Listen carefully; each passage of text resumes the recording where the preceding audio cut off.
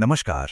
आज हम लोग बात करने वाले हैं हिंदी पेडागोजी यानी हिंदी शिक्षा शास्त्र के बारे में। ये एक बहुत ही इंटरेस्टिंग सब्जेक्ट है। तो चलिए बिना देर किए सीधे शुरू करते हैं और समझते हैं कि भाषा को सीखने और सिखाने के पीछे का विज्ञान आखिर है क्या। तो सबसे पहले इस एक बात को पकड़ते हैं। देखिए, भाषा सिर्फ कह सकते हैं बातचीत का एक मीडियम नहीं है। नहीं, ये इससे कहीं ज्यादा है। ये वो जरिया है जिससे हम सोचते हैं, महसूस करते हैं, अपनी बातें रखते हैं। एक तरह से कहें तो ये हमारी पहचान का एक बहुत बहुत जरूरी हिस्सा है। तो आज का हमारा सफर कैसा रहेगा? सबसे पहले हम जानेंगे कि भाषा आखिर है क्या। फिर देखेंगे कि इसे हम अर्जन करते हैं या सीखते हैं। एक्विजिशन वर्सेस लर्निंग क्या है?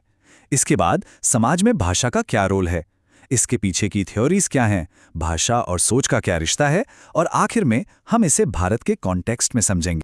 तो चलिए शुरू करते हैं अपने पहले पड़ाव से। भाषा क्या है? आइए कम्युनिकेशन की इस सबसे फंडामेंटल यूनिट को समझने की कोशिश करते हैं। मोटे तौर पर देखें तो भाषा के 3 रूप होते हैं। पहला मौखिक, जो हम बोलकर इस्तेमाल करते हैं, जैसे अभी मैं कर रहा हूं।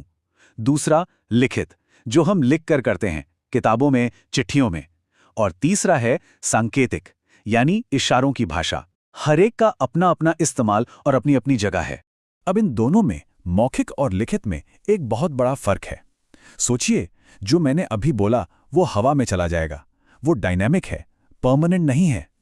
लेकिन जो चीज लिख दी गई वो पत्थर की लकीर बन जाती है, वो स्टेबल है, परमानेंट है। इसीलिए तो सारे रिकॉर्ड्स, सारे डॉक्यूमेंट सब लिखित में होते हैं। तभी तो ज्ञान एक पीढ़ी से दूसरी पीढ़ी तक पहुंच पाता है ना?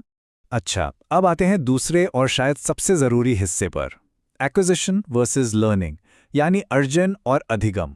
ये दो बहुत अलग अलग रास्ते हैं जिनसे हम भाषा तक पहुंचते हैं। चलिए इन्हें समझते हैं।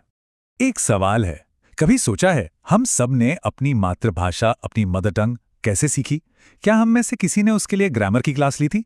नहीं ना। बस यही सवाल हमें भाषा सीखने के 2 बिल्कुल अलग तरीकों पर ले जाता है। तो ये रहे वो 2 रास्ते। एक है अर्जन यानी एक्विजिशन। ये सबकॉन्शियस प्रोसेस है, एकदम नेचुरल। जैसे घर पर हम अपनी भाषा सीखते हैं, बस माहौल से, सुनकर, बोलकर, या फोकस कम्युनिकेशन पर होता है। दूसरा है अधिगम यानी लर्निंग। ये कॉन्शियस प्रोसेस है। इसमें नियम होते हैं, ग्रामर होता है, जो हम स्कूल में फॉर्मल तरीके से सीखते हैं।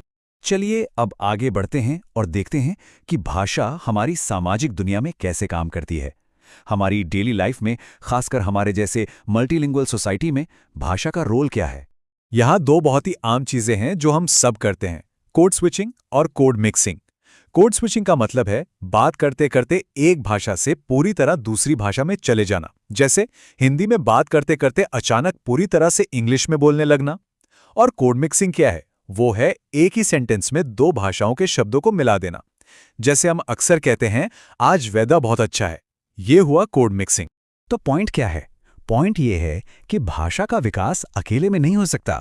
सोशल इंटरैक्शन यानी सामाजिक मेलजोल ही इसके विकास का इंजन है।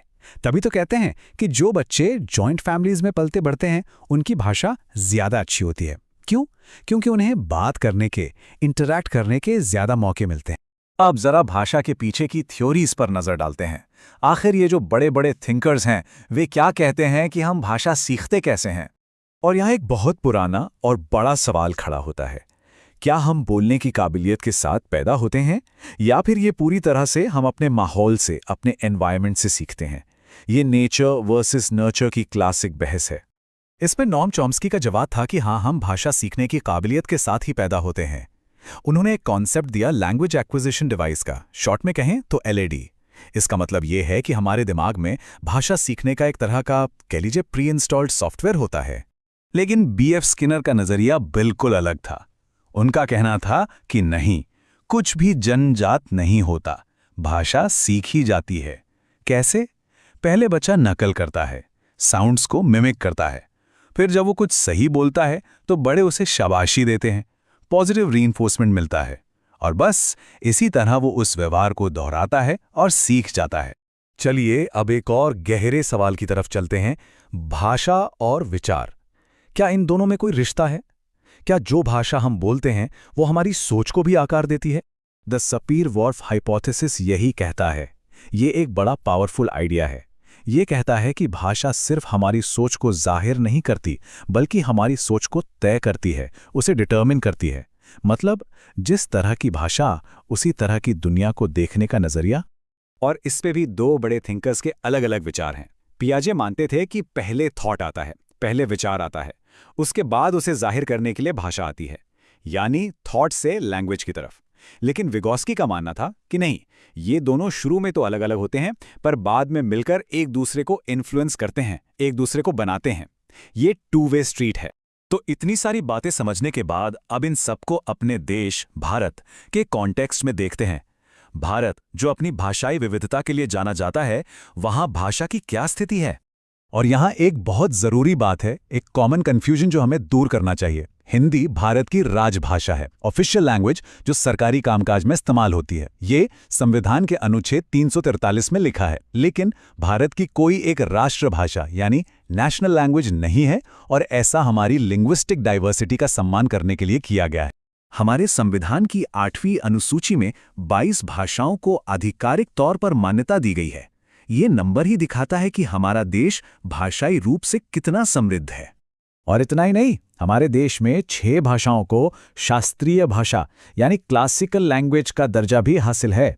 इनमें तमिल, संस्कृत, कन्नड़, तेलुगु, मलयालम और ओडिया शामिल हैं।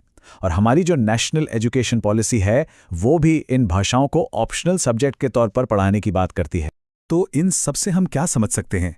यही कि एक से ज्यादा भाषा बोलना, मल्टीलिंगुअल होना सिर्फ एक सोशल स्किल नहीं है, ये हमारे दिमाग के लिए भी एक बहुत बड़ी एक्सरसाइज है। इससे हमारी कॉग्निटिव एबिलिटीज बढ़ती हैं और दुनिया को देखने के नए नए नजरिए मिलते हैं। और आखिर में एक सवाल जो हम सबको, खासकर टीचर्स को सोचना चाहिए।